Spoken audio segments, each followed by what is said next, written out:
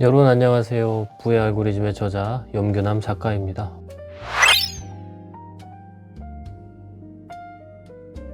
국장 바닥, 한국 주식시장 정말 살 때일까요? 요즘 이런 이야기가 정말 많이 나오죠. 국장 이제 바닥 아니냐?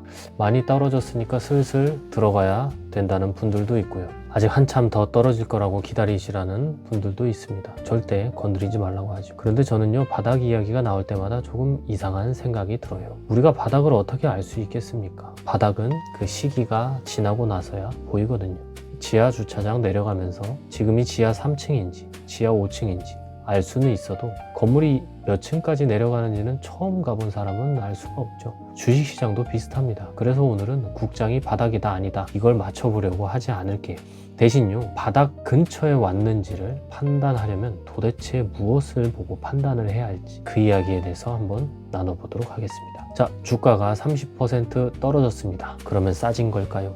가격만 보면 싸졌죠. 그런데 예를 하나 들어볼게요. 백화점에서 100만원짜리 TV가 있었는데요, 이거를 갑자기 50만 원에 판다고 하는 겁니다. 와, 50% 할인. 그런데 알고 봤더니 화면이 안 나와요. 그러면 싸게 산 게 아니죠. 반대로 제품에는 아무 문제가 없었는데 백화점이 창고 정리를 하느라고 %를 할인해서 판다. 그러면 이야기가 달라집니다. 주식도 같은 맥락으로 해석을 하실 수 있어요. 가격이 떨어진 이유가 기업이 망하고 있어서인지 아니면 시장에서 돈이 급하게 빠져나가면서 가격이 먼저 무너진 건지 이걸 구분해야 합니다. 최근 한국 시장의 급락을 보면요, 한 가지 이유만 있었던 게 아니죠. AI 관련주가 워낙 가파른 상승을 이어갔었고요. 레버리지 투자도 크게 늘어났고요. 시장이 흔들리니까 돈을 빌려서 투자했던 자금이 급하게 빠져나가기 시작했어요. 그런데 레버리지라는 게 참 그렇습니다. 올라갈 때는 고속 성장이지만 내려올 때는 가차없습니다. 엘리베이터 줄이 끊어진 것처럼 내려오죠. 한 사람이 팔고 그럼 가격이 떨어지고, 그럼 가격이 떨어지니까 다른 사람도 강제로 또 팔게 돼요. 그러면 또 가격이 떨어지고, 일종의 연쇄 반응이라고 보시면 됩니다. 그래서 시장에서 가격이 떨어졌다와 기업의 가치가 그만큼 나빠졌다를 동일시하시면 안 되겠죠. 그럼 반대쪽도 한번 봐보도록 하겠습니다. 한국 경제에서 굉장히 중요한 게 수출입니다. 특히 지금은 반도체, AI 데이터 센터가 계속 늘어나죠. 고성능 메모리, 반도체, 컴퓨터 관련 수요가 상당히 강하게 이어지고 있습니다. 삼성전자와 SK하이닉스도 엄청난 현금을 벌어들이고 있고요. 두 회사 모두 대규모 주주환원 정책까지 발표를 했습니다. 그러니까 주가가 크게 떨어졌다고 해서 한국 기업의 돈 버는 능력까지 같이 무너졌다, 이렇게 단순하게 말하기는 어렵다는 거예요. 여기서 첫 번째 힌트를 발견할 수가 있습니다. 주가는 많이 떨어졌는데 기업이 버는 돈은 크게 훼손되지가 않았다. 이런 상황이라면 우리가 조금 관심을 가져볼 만하겠죠. 그리고 국장을 볼 때 저는 외국인의 자금도 굉장히 중요하게 봅니다. 한국 시장은요, 우리끼리만 돈 넣어서 움직이는 시장은 아니죠. 닫힌 그런 시장이 아니란 말씀이죠. 세계 자본과 연결되어 있습니다. 그래서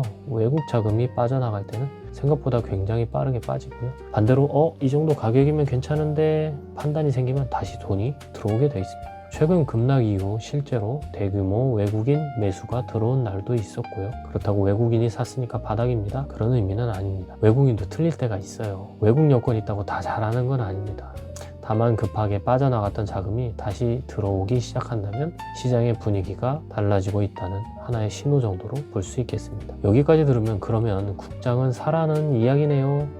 아닙니다. 그건 또 아니에요. 어쩌라는 거죠? 다음을 한번 볼게요. 한국 시장에는 분명히 약점이 존재를 하고 있습니다. 가장 먼저 생각을 해볼 게 시장의 집중도입니다. 한국 시장은 삼성전자 그리고 SK하이닉스 같은 대형 반도체 기업의 영향력이 굉장히 큽니다. 두 회사가 잘 되면 지수 전체가 상승을 하고요. 두 회사가 흔들리면 한국 경제 전체가 문제가 생긴 것처럼 보이게끔 나타날 때도 있습니다. 저는 이걸 작은 호수에 큰 고래 몇 마리가 들어가 있다라고 좀 생각을 해볼 수 있을 것 같아요. 고래가 한번 움직이면 그 작은 호수는 엄청나게 출렁입니다. 미국 시장처럼 거대한 바다에 수많은 초대형 기업들이 있는 것과 시장 구조가 조금 다른 거죠. 그런데 재밌는 건요, 이게 항상 단점이라고도 볼 수 없어요. 반도체 사이클이 강하게 흐름을 탈 때는 삼성전자와 SK하이닉스처럼 세계적인 경쟁력을 가진 기업의 비중이 큰 게 오히려 한국 지수를 빠르게 상승시키는 장점으로 작용을 합니다. 실제로 AI 투자 확대가 계속된다면 한국 반도체 기업은 상당한 수혜를 받을 수 있다는 것이죠. 반대로 AI 투자가 둔화되거나 반도체 가격이 꺾이거나 세계 기술주에 문제가 생긴다면 그 충격도 그대로 크게 받을 수 있습니다. 그러니까 같은 구조가 올라갈 때는 엔진으로 작동하고 내려갈 때는 무거운 짐으로 작동될 수 있다는 겁니다. 그러면 다시 처음의 질문으로 돌아가 보겠습니다. 국장, 지금 바닥인가요? 저는 사실 이 질문에 예, 아니오로 답할 수 없다고 봐요. 모두 아마 그러실 겁니다. 전문가들도요. 대신 저는 이 네 가지를 확인해 볼 것 같아요. 첫째로, 주가가 떨어졌는데 주가만 떨어졌는가? 아니면 기업의 돈 버는 능력조차도 떨어졌는가? 두 번째, 빚내서 투자한 돈이나 급하게 빠져나갈 돈이 어느 정도 정리가 된 시점인가? 세 번째, 외국인을 포함한 새로운 자금이 조금씩 다시 들어오고 있는가? 그리고 마지막으로, 앞으로 기업이 벌 돈에 비해서 현재 가치가, 즉 밸류가 충분히 매력적인가를 보는 겁니다. 그런데요, 투자하면서 정말 조심해야 할 게 하나 있습니다. 내가 정확한 바닥에서 살 거야, 이 생각입니다. 버리셔야 해요. 굉장히 멋있죠. 하지만 딱 최저점에 사고 딱 최고점에 팔고, 이거 대단한 겁니다. 그런데 한번 생각을 해봅시다. 정확한 바닥이라는 걸 세상 사람들이 가장 무서워서 주식을 팔고 있는 바로 그 순간일 겁니다. 공포지수가 최고조에 달해 있을 때죠. 그때 나만 혼자서 여기가 정확한 바닥이군 하고서 넣을 수 있는 사람이 얼마나 될까요? 저라면 무서울 것 같습니다. 근데 저는 실행을 이미 해본 경험이 있기 때문에 여러분 각자 판단하시기 바라겠습니다. 그래서 저는 바닥을 하나의 저점으로 그렇게 단정적으로 보지는 않습니다. 보통 구간으로 판단을 합니다. 예를 들어 제가 밥을 먹기 위해서 쌀을 계속 사야 되잖아요. 그런데 쌀 가격이 10만 원이었다가 8만 원이 됐습니다. 저는 조금 또 사겠죠. 먹기 위해서. 또 7만 원이 됐어요.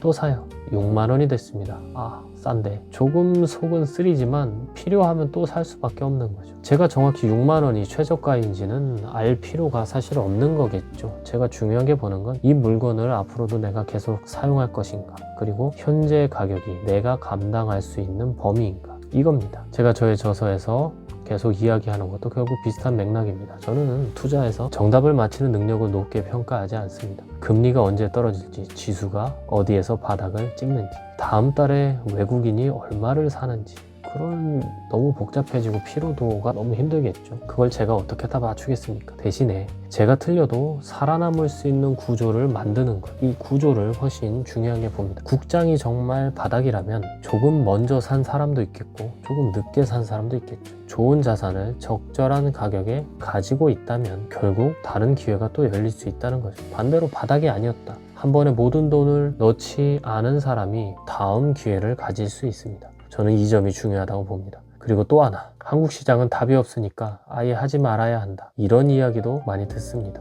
저도 가끔 얘기한 적도 있었어요. 실제로 그건 역시 너무 단순한 결론이라고 지금은 생각을 합니다. 한국에는 분명 세계적인 경쟁력을 가진 기업들이 있습니다. 반도체, 조선, 방산, 그리고 자동차, 배터리, 세계 시장에서 실제로 돈을 버는 산업도 있고요. 반대로 시장 규모, 기업, 지배구조, 특정 산업의 집중, 외국 자금에 따른 변동성 같은 구조적인 문제도 존재를 하고 있습니다. 그러니까 국장은 무조건 나쁘다도 아니고 한국 기업이 싸니까 무조건 좋다, 이것도 아닙니다. 좋은 것과 나쁜 것을 같이 보고 본인의 형편에 맞게, 상황에 맞게 집행을 하시는 게 맞다고 봅니다. 그래서 오늘 국장은 바닥인가요? 라는 질문에 대한 제 대답은 이겁니다. 모릅니다. 무책임한가요? 아니죠. 판단은 여러분의 몫입니다. 그런데 그걸 모른다는 게 투자에서 그렇게 큰 문제가 아닐 수도 있습니다. 정확한 바닥은 모르더라도 기업이 살아있고 돈이 다시 들어오는지, 가격이 충분히 낮아져서 매력적인지, 내가 더 떨어져도 버틸 수 있는지를 판단할 수는